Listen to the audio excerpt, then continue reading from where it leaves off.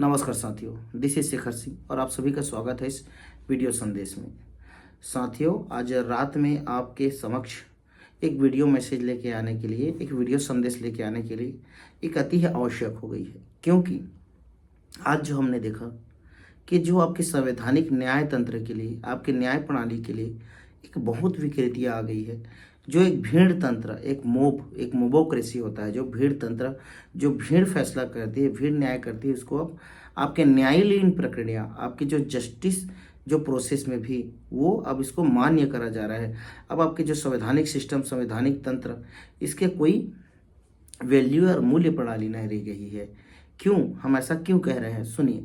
आज का एक जजमेंट जो फैसला आया इलाहाबाद हाई कोर्ट के जो जस्टिस हैं शेखर यादव के द्वारा अपने फैसले, अपने डिसीजन में ये कहा गया कि देश की जो न्याय व्यवस्था, देश की जो सिस्टम है, उसको बहुसंख्यक के आधार पे चलना चाहिए। बहुसंख्यक मतलब मेजोरिटी मतलब जो आपको हिंदू पॉपुलेशन बोलते हैं, और अल्पसंख्यक जैसे कि हमारे यहाँ माइनॉरिटी जो मुस्लिम है 14%, जैन हैं, बुद्धिस्ट हैं, पारसी हैं, और ये सारे करके जोराइस्ट, ये सब करके सिख करके 6% के आसपास ये हैं। तो 20% आपके अलग हो जाते हैं अल्पसंख्यक माइनॉरिटी, और बहुसंख्यक आपकी मेजोरिटी, जिसको आप हिंदू पॉपुलेशन, हिंदू कम्युनिटी में जानते हैं, हिंदू धर्म के नाम से। तो जस्टिस का ये कहना, जज का ये कहना कि देश का जो व्यवस्था, देश की जो पूरी सिस्टम, जो प्रणाली बहुसंख्यकों के आधार पर चलनी चाहिए। मतलब आप अब पूरे जज, आपके जो न्यायिक प्रणाली है, आपके जो संवैधानिक सिस्टम है, जो कॉन्स्टिट्यूशन आपका बना, इतने मेहनत से, इतने महापुरुषों के हमारे इतने तपस्या से, वर्षों की मेहनत से, उतने खर्च करके उस टाइम में इतने कमेटी गठित हुई, तो उस संवैधानिक तंत्र, उस संविधान का आप मूल्यहीन मानते हैं। तो कुल मिला के यही कहना है। देखो, आज ये सारे सिस्टम ऐसा क्यों हो रहा है? इससे पूर्व में भी हमारे जो पूर्व चीफ जस्टिस ऑफ इंडिया रहे हैं, जो DY चंद्रचूड़ जी, इनके द्वारा भी एक बहुत बड़ा कंट्रोवर्शियल क्रिएट करा गया, जिसमें आज जितने भी अब मंदिर, जो अजमेर दरगाह आप देखते हैं, जो बदायूं देखते हैं, जो संभल की हिंसा देखते हैं, जितने भी मस्जिदों में मंदिर का जो खोज किया जा रहा है, जबकि जब एक बार बावरी विध्वंस की घटना होती है 6 दिसंबर 1992 में, इसके बाद एक एक्ट आता है कि जो प्लेसेस, जो आपके जो religious places of worship act,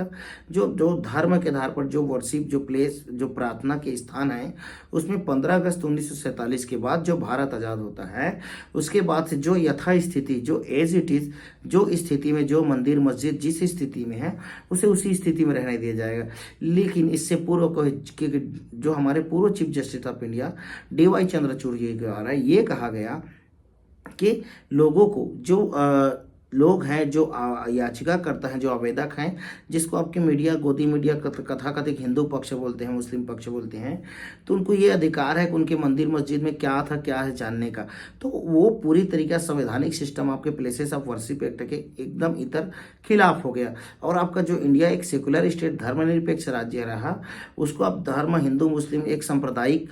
उन्मादी घटना की ओर उकेला गया। सांप्रदायिक हिंसा, सांप्रदायिक उन्मादी, सांप्रदायिक वायलेंस, भीड़, कृषि, तो ये सारे तंत्र सिस्टम के द्वारा प्रोपेगेट करा गया। जबकि वास्तविक पे शिक्षा, स्वास्थ्य और आपके जो रोजगार, इस पे बात होनी चाहिए, लेकिन ऐसी चीजें नहीं। आपको मस्जिदों के नीचे आप पत्थर ढूंढकर भगवान खोजने लगे हैं, जबकि वास्तविकता में भगवान आप सबके हृदय में है, आपके में है। लेकिन आज आपके जो न्याय प्रणाली, आपकी जो न्यायिक प्रक्रिया में ऐसे ओहदे में बैठे जो लोग हैं, जिनको कॉन्फ्लिक्ट ऑफ इंटरेस्ट, जो हितों के टकराव से स्वयं को दूर रखना नहीं जानते। आपने पूर्व में भी हमारे एक जज को देखा कि रंजन गोगोई, वो चीफ जस्टिस, जब वो जज रहे हैं हमारे माननीय सर्वोच्च न्यायालय के, सुप्रीम कोर्ट के, और वहां से वो जब आते हैं तो उसको बीजेपी क्या है, राज्यसभा में सदस्य बना देता है, मेंबर। जबकि कोई भी एक जज एक ऐसी सिस्टम में रहे, उसको लाभ के पद, ऑफिस ऑफ प्रॉफिट, इन चीजों में नहीं आना चाहिए। तो आज आपकी न्याय प्रणाली, न्याय प्रक्रिया, जो न्यायिक जुडिशियल जो सिस्टम है, तो ये जस्टिस पूरा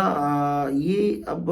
भीड़ तंत्र रह गया, भीड़ मोब। आप देखना ना कि अभी किसी मस्जिद के नीचे मंदिर है, कोई शिवलिंग है, कोई मूर्ति है करके आप आवेदन करते हो, आपको हिंदू पक्ष बताता है, तत्काल सुनवाई हो जाता है। लेकिन एक जो हमारे यहाँ जो पीड़ित, जो विक्टिम होते हैं बड़े बड़े केसों में, कई से ऐसे केस रहते हैं, शोषण के, बलात्कार के, हत्या के, अत्याचार के, चोरी के, डकैत के, एवं करप्शन, भ्रष्टाचार, बहुत कुछ के जो केस रहते हैं, उसको लाखों साल, सालों साल, कितनों समय तक, कितने वर्षों से, सॉरी ये कितने वर्षों से आपकी जो व्यवस्था सिस्टम में उसको फंस कर चल कर ये पूरे पीड़ित प्रताड़ित होते आ रहे हैं। आपकी जबकि सभ्यता, आपकी जो कल्चर, आपकी जो संस्कृति एक्चुअल में जो वास्तविकता में हम देखते हैं तो ऐसी नहीं रही है। आज जो जजों की कमी है, आज न्याय, लोगों में न्याय मिलने में देरी हो रही है। क्या बोलते हैं कि justice is delayed justice is denied. न्याय मिलने में अगर देरी हो रही है तो न्याय से वंचित करने के बराबर है। इसलिए बोला जाता है कि justice is delayed is justice is denied, कि न्याय मिलने में देरी से अब वंचित किया जा रहा है न्याय से। और अब जजों के द्वारा खुलकर इस तरीके से आना, और वही शेखर यादव जो विश्व हिंदू परिषद के जो कार्यक्रम है इसमें जाते हैं, डायरेक्ट एजेंडा सेट कर रहे हैं, एक कम्युनल, एक हिंदू कम्युनिटी, एक कम्युनिटी करके।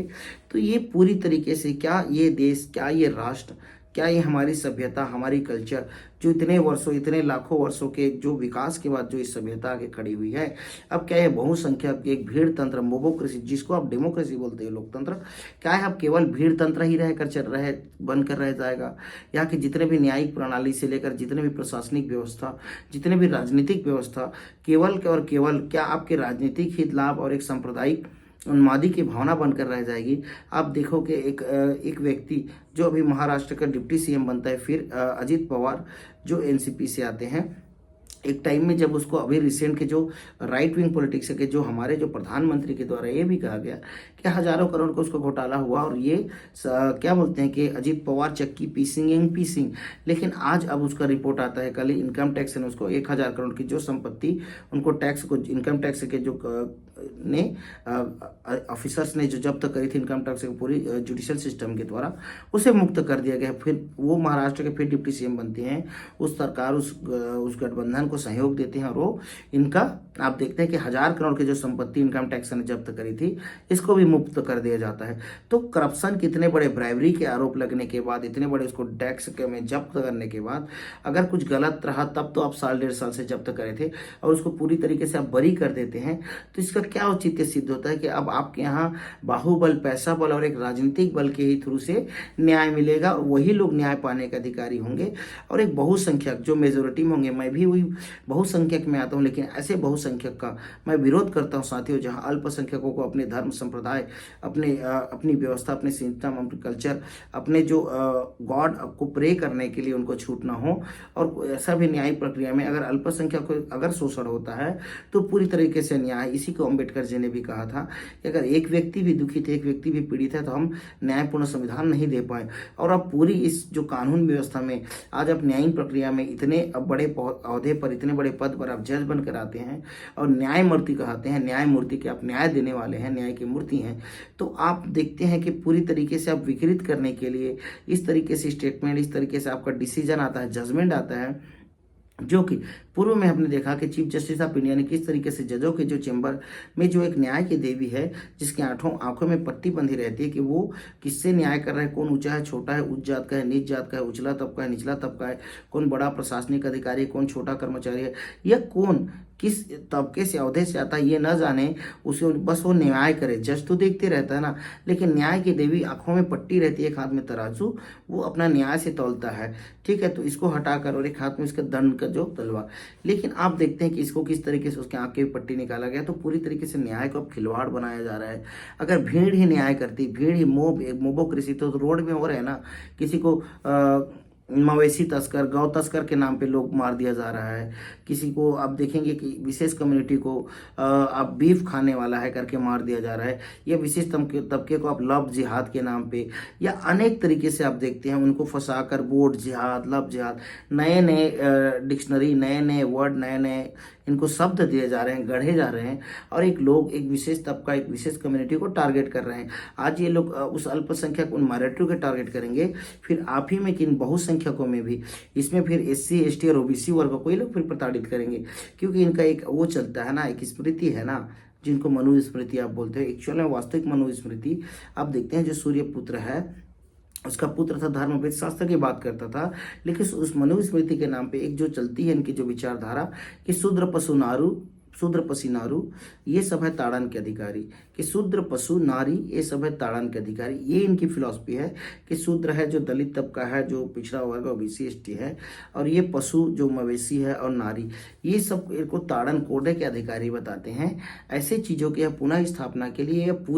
ये भीड़ तंत्र, एक मोबोक्रेसी, एक भीड़ तंत्र बन जा रही है, जहाँ न्याय अब नहीं रह गया, न्याय की कोई वैल्यू नहीं रही, कोई मूल्य प्रणाली नहीं रह गई, मूल्य सिस्टम नहीं रह गया। जो संविधान आपको दिया गया था, जो आपको मूल अधिकार फंडामेंटल राइट्स दिए थे, जो आपको फंडामेंटल ड्यूटीज और जो स्टेट के, जो राज्य के कर्तव्य थे कि DPSP, directive principle of state policy के, राज्य के नीति निर्देशक तत्व जो थे कि राज्य कल्याणकारी राज्य है, सबको अपने धर्म संप्रदाय को मानने के लिए अधिकार है, अबाध रूप से जानने के लिए, सबके कल्चर संस्कृति को सहेजने के लिए, और न्याय सबके लिए एक समान संविधान अनुरूप होना चाहिए। लेकिन अब आपका राष्ट्र आपको भीड़ के हिसाब से चलेगा, और वो ऐसे जज विश्व हिंदू परिषद के संगठन में जाकर वो इस तरीके से वो भी इनका आइडियोलॉजी डायरेक्ट अब आने में इनको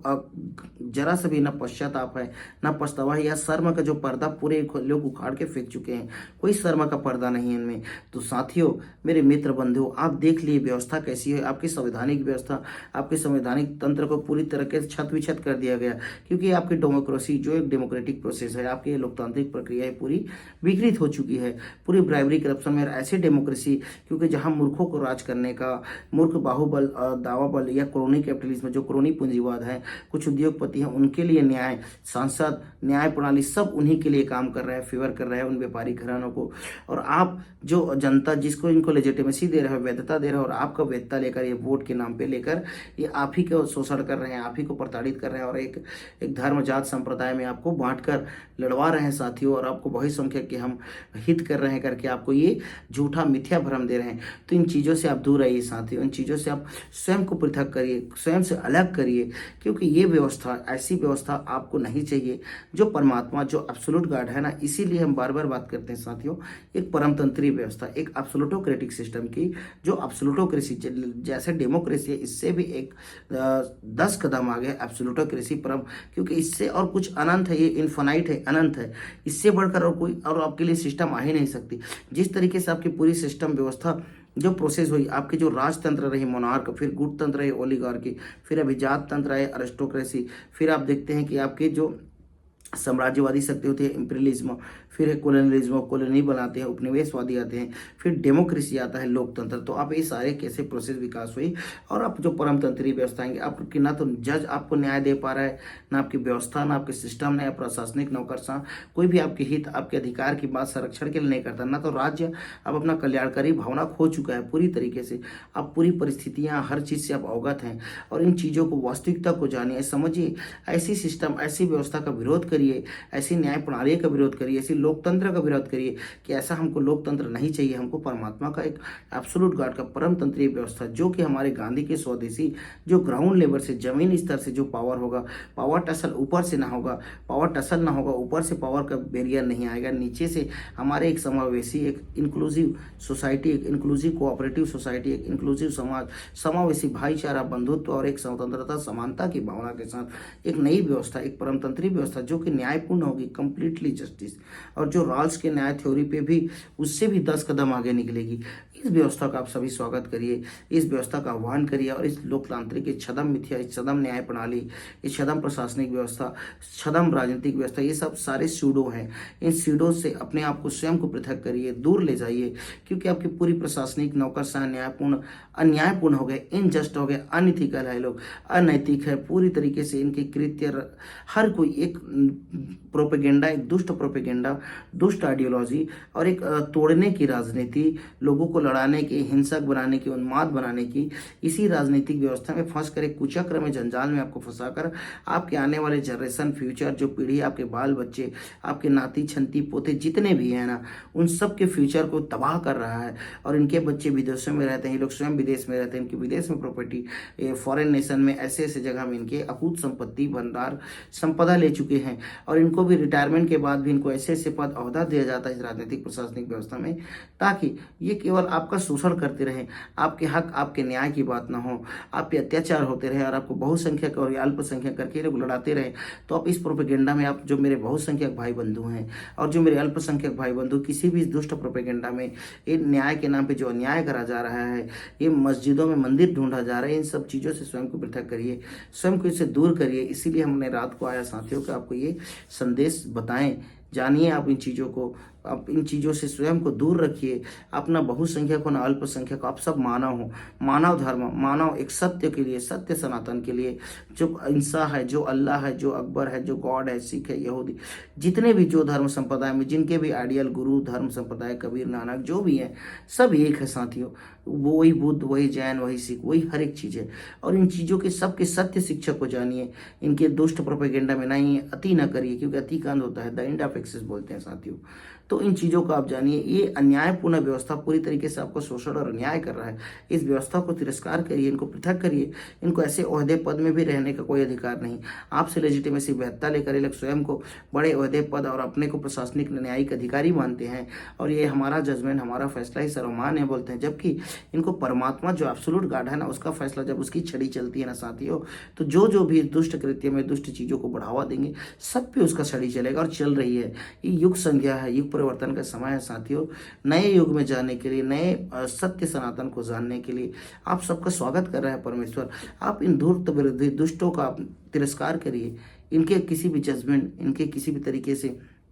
अनैतिक, अनइथिकल कृत्य, अन्यायपूर्ण कृत्यों को, ऐसे जजमेंट को आप समाज में जो कटाक्ष करने लायक है, विरोध करिए। बताइए लोगों को कि हम एक हैं, हम मानव धर्म को जानते हैं, मानवता को जानते हैं, सत्य को जानते हैं। सत्य ही सनातन है, वही अल्लाह है, वही इंसा है, वही मूसा है, वही बौद्ध है, वही जैन है। हर परंपरा में वही अकूत